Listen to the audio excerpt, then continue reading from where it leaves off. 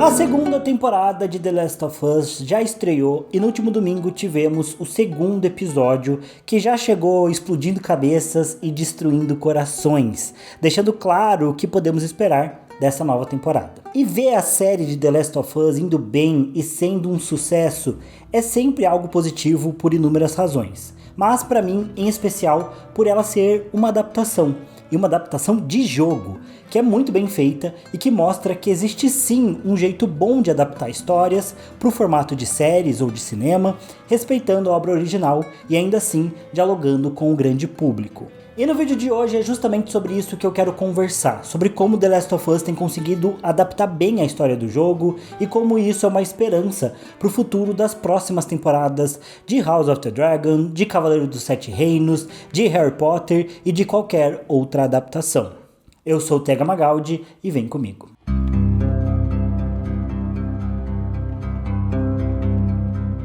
Bom, The Last of Us é o meu jogo favorito desde que eu assisti o Heitor Game jogando pela primeira vez lá em 2013 e 2014. E sim, eu assisti o jogo via gameplay no YouTube porque na época eu não tinha videogame. E foi uma experiência muito boa porque The Last of Us já foi um game feito seguindo muitos princípios cinematográficos. De muitas formas, o jogo já tinha esse ar de história de cinema, com diálogos incríveis, boas atuações, uma trama emocional e profunda, bons personagens e reviravoltas dentro da história. Não à toa, eu assisti a gameplay do Heitor umas 3 ou 4 vezes ao longo dos anos, até que em 2019 eu comprei meu Play 4 e pude jogar o jogo pela primeira vez. E como The Last of Us é um exclusivo da PlayStation, e o PlayStation 3, PlayStation 4 sempre foram videogames caros aqui, eu imagino que muita gente teve essa experiência também de por vários anos só assistir o jogo para depois de algum tempo poder jogar de fato pela primeira vez. E de fato, The Last of Us foi uma revolução nos videogames justamente por mostrar que numa era que já estava sendo dominada pelos jogos competitivos e pelo mundo online,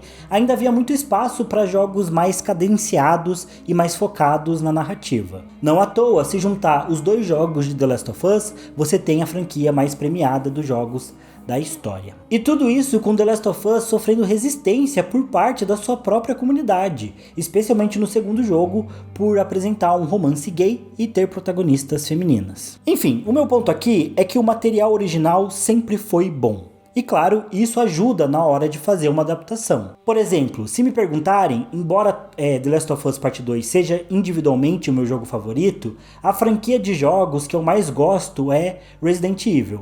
Especialmente por um apego emocional que eu tenho com os jogos e também acho mais fácil de rejogar Resident Evil do que The Last of Us. The Last of Us é sempre muito intenso. Porém, Resident Evil sempre teve péssimas adaptações para o cinema. E embora isso seja em grande parte culpa dos estúdios e dos diretores, que nunca respeitaram a obra original, também é preciso admitir que os jogos têm muitos elementos difíceis de adaptar. Tem dinâmicas e situações da história que fazem muito sentido dentro de um videogame, mas que tem pouca lógica na hora de propor para uma adaptação. A mansão do primeiro jogo, por exemplo, cheia de portas trancadas, cômodos secretos e diferentes tipos de chave, é algo que funciona muito bem para gameplay do jogo, mas seria difícil de justificar numa série ou num filme. Então, isso é um exemplo de como The Last of Us já ter uma estrutura cinematográfica ajuda muito na hora de transformar a história numa série ou num filme. Porém, não é só isso. Afinal, em casos como House of the Dragon, os produtores, roteiristas e diretores têm todo o material disponível e ainda assim têm optado por sacrificar a essência da história original em prol de criar suas próprias temáticas que não levam a lugar nenhum. Outro exemplo disso, também no mundo dos jogos, e um pouco esquecido, é o filme recente da Tomb Raider. E aqui não falo dos filmes da Angelina Jolie, que são de outra época, mas sim do filme Tomb Raider: A Origem, de 2018. Com a Alicia Vikander como Lara. Esse filme já tinha como referência 2 jogos da Lara, Tomb Raider de 2013 e Rise of the Tomb Raider de 2016, para poder usar como base para a trama. E, ainda assim, eles cagam para toda a história original e o filme foi meio que um grande fracasso, embora o filme tenha uma cena boa aqui e ali. Mas então, por que The Last of Us tem sido diferente? Porque em meio a tantas adaptações bagaceiras, ainda mais no mundo dos jogos, porque a série tem tido um sucesso em trazer o que é mais importante para a história? Bom, eu tenho alguns palpites que eu resumi aqui em 4 pilares para vocês. Primeiro pilar: presença dos criadores.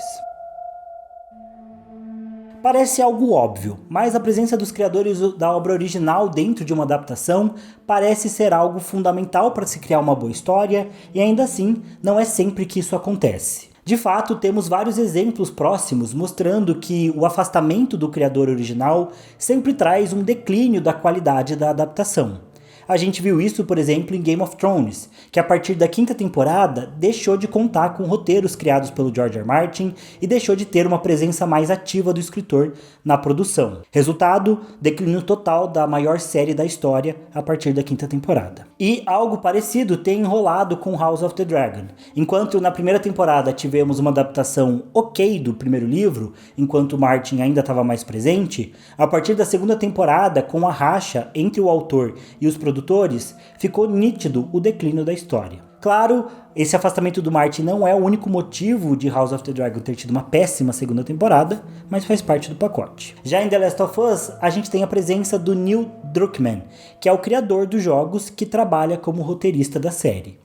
É algo totalmente lógico. O criador original entende a obra melhor do que ninguém, respeita sua história e conhece a mensagem, conhece a essência que a trama quer passar. E o criador é a pessoa mais indicada para direcionar uma adaptação. Até mesmo se a gente olhar para uma recente adaptação de jogo da Naughty Dog, que é a produtora criadora dos jogos de The Last of Us, a gente vê esse mesmo efeito acontecendo, só que o contrário. O filme do Uncharted, que tenta adaptar uma das maiores sagas de jogos da empresa, e que tem uma boa história, com bons personagens, não contou com nenhum criador original na produção do filme. Resultado, o filme foi uma desgraça, mesmo tendo um bom elenco e uma boa história na qual se basear, além de ter um orçamento milionário. Não funcionou. Talvez se os criadores originais dos vários jogos de Uncharted tivessem participado mais ativamente da produção, a história teria sido bem diferente. Mas é claro, nem sempre contar com um criador original garante sucesso. Até porque, às vezes, o criador pode sofrer de um certo preciosismo com a obra original, e embora possa ser um gênio no formato principal da história, no seu formato original, muitas vezes esse criador não tem a capacidade ou a técnica necessária para passar a sua obra para um outro formato, como o cinema ou a TV. Então o cara é muito bom para criar uma história como jogo, mas às vezes não é bom o suficiente para passar isso para a TV, porque embora não sejam mídias que às vezes atendem o mesmo público ou têm elementos em comum, são coisas diferentes, o cinema, um jogo e uma série. O mesmo se aplica para um livro. Às vezes o escritor é muito bom para contar histórias no papel, mas quando chega na hora de criar uma adaptação que exige uma série de outras características, ele não é tão bom para fazer esse papel de ponte para passar um livro para o cinema ou para a TV. Esse parece ser o caso do Stephen King, por exemplo, que embora seja um autor genial, não parece conseguir passar suas obras para o cinema muito bem, pelo menos quando ele está envolvido na produção.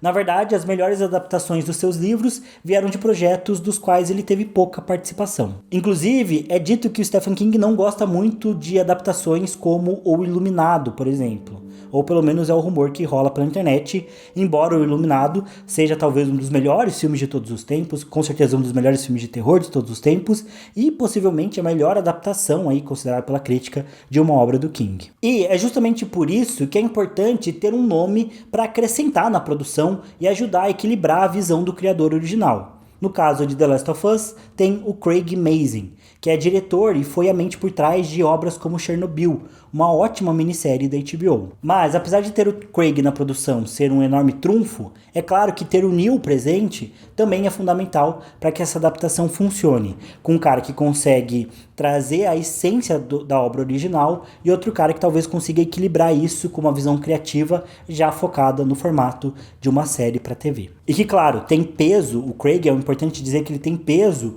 e nome justamente para poder não só impor a sua visão criativa, não só sustentar suas ideias, como é um cara que provavelmente tem bastante mérito dentro da HBO e pode ajudar o Neil a trazer uma visão criativa, contrariando talvez às vezes algum direcionamento do estúdio, porque para essas adaptações, desde filmes da Marvel, da DC ou adaptações de jogos, muitas vezes a mão do estúdio, de algum produtor, às vezes acaba atrapalhando bastante a visão criativa dos roteiristas, do diretor. Então é importante que você tenha nomes de pesos com credibilidade também para fazer o projeto acontecer. Mas isso é uma coisa mais caso a caso. Segundo pilar, não ter medo da reação do grande público. Um dos problemas de qualquer adaptação é uma insistência, às vezes, dos produtores em não acreditar que aquilo que funciona para os fãs do formato original pode também funcionar para o grande público. Porque esse é um ponto que eu sempre defendo aqui no canal. As adaptações não são feitas para os fãs das obras originais. Os estúdios e as produtoras sabem que os fãs originais já vão assistir de qualquer jeito, porque eles já foram conquistados. Uma adaptação é feita para chegar em mais gente, em um público maior, que não conhece aquela obra no seu formato original muitas vezes. Afinal, o público de espectadores de uma série costuma ser infinitamente maior que o público de jogadores de um jogo ou o público de leitores de um livro específico. E em todas as análises que eu fiz aqui no canal de House of the Dragon, eu sempre trouxe esse ponto. Faz parte, por isso a adaptação faz ajustes para tornar a história mais palatável para o grande público. Esse é um grande foco das adaptações. O problema é que constantemente os estúdios parecem duvidar que o grande público vai entender a obra original ou que aquela obra original pode ser algo muito intenso para eles, que até funciona naquele formato primário, mas que não vai funcionar numa adaptação. Ou seja, falando assim, na prática, eles quase sempre parecem acreditar que o grande público é mais burro ou mais sensível que os fãs originais. Novamente, trazendo o exemplo de House of the Dragon. Isso se reflete na tentativa da série em vilanizar certos personagens e defender um lado como os heróis, quando isso nunca acontece na versão original do livro, onde os personagens ficam numa área cinza e é uma história sobre uma família se desintegrando e buscando poder. Eu sempre trago aqui, a Dança dos Dragões é a história de decadência da casa Targaryen, enquanto na série eles quiseram trazer como uma história moral, né, entre dois lados, um lado bom e quase com uma promessa divina, né, um propósito divino, e um lado ruim que luta só por poder e que é totalmente desequilibrado. Como isso não existe na obra original, isso gera vários conflitos e problemas dentro da adaptação da série. E isso, para mim, é um grande reflexo de como a série parece acreditar que o público não vai aceitar uma obra em que todos os personagens são cinzas, ou uma obra que não tem um herói bem definido e que precisa de um rosto para ser vilão, para ser odiado. Então, House of the Dragon não respeita o grande público a acreditar que eles vão entender a mensagem da obra original e tenta romantizar e fazer uma história ser um pouco mais palatável, colocando elementos mais clássicos de bem contra o mal. Porém, em The Last of Us, isso não aconteceu, pelo menos não ainda. A série não teve medo de mostrar os personagens como eles realmente são, respeitando as suas histórias, seu desenvolvimento e o seu arco original. Não houve medo da HBO em mostrar o Joel como um homem egoísta ou cruel ao matar os vagalumes para salvar a Ellie, e nem mesmo ao mentir para a garota. Eles também não tiveram medo de mostrar a Ellie como uma criança violenta, e nem mesmo medo de mostrar a Abby como uma mulher vingativa e cruel. A série não teme a reação do grande público. Algo muito parecido também com o que a gente via lá nas primeiras temporadas de Game of Thrones, quando a adaptação seguia o material original e não tinha medo de comprometer ou matar os seus protagonistas, algo que se perdeu na história. Mas respeitar a obra original não basta para uma adaptação, ela também precisa ser autêntica e ter, de fato, uma identidade própria, o que me leva ao terceiro pilar. Terceiro pilar, não ter medo de adaptar.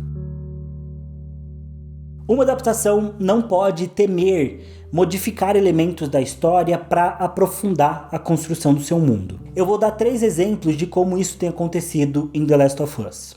No segundo episódio, nós tivemos o ataque a Jackson, algo que não acontece no jogo.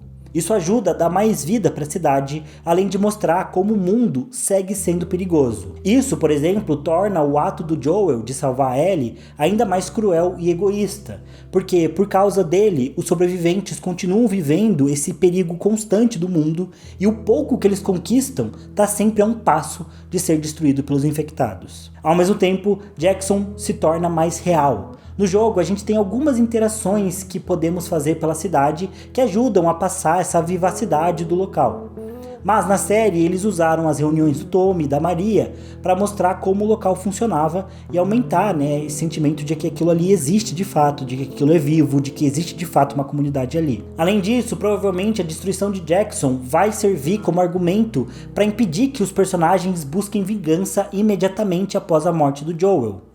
No jogo, a justificativa é ser uma missão perigosa, mas a série optou por aprofundar as motivações, o que é bastante interessante, talvez até usar isso para desenvolver melhor alguns personagens. Eu também acho que foi interessante eles mudarem a sequência de eventos, colocando o Joel com a Dina ao invés do Tommy na cena com a Abby.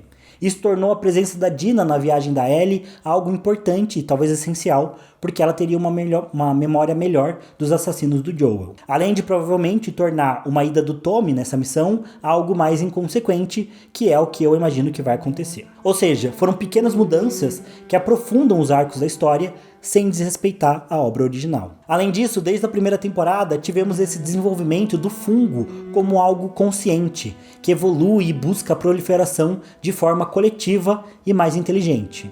Isso traz um argumento científico que ajuda a dar mais realismo para a história. Além disso, também justifica melhor porque os infectados evoluem e permite trabalhar melhor o comportamento deles conforme o roteiro exige. Novamente, uma mudança que não fere a obra original, mas a engrandece. Até porque no jogo, quando vai do primeiro para o segundo jogo, a gente tem novos tipos de infectado. Por exemplo, aquele que fica se escondendo e que eu esqueci o nome, mas aparece ali no primeiro episódio da segunda temporada.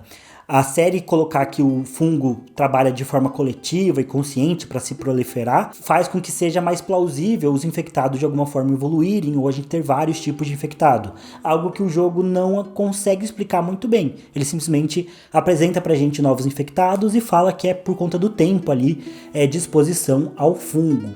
Mas a série conseguiu dar uma justificativa melhor para isso. E por fim, o episódio 3 da primeira temporada, que narra a história do Bill e do Frank, 2 personagens secundários nos jogos, que a série deu mais profundidade e trouxe uma história diferente pro enredo. Um único episódio focando numa história de amor ao longo dos anos, mesmo durante um apocalipse. Claro que os mais incels não gostaram, afinal é um romance gay e, ainda por cima, um romance gay masculino, o que sempre sofre mais resistência. Mas a série também desenvolveu melhor o arco dos saqueadores de Kansas, por exemplo, mudando vários pontos da história, aprofundando melhor, trazendo novos personagens. Mas, obviamente, desse lado, ninguém reclamou. Enfim, a verdade é que The Last of Us, a série, sempre respeita a história original, mas não tem problemas em realmente adaptar elementos para que a versão da série corrija lacunas da obra original, mantendo a adaptação como algo autêntico e que também tem sua própria visão sobre esse universo. Quarto pilar, não perder o foco na essência.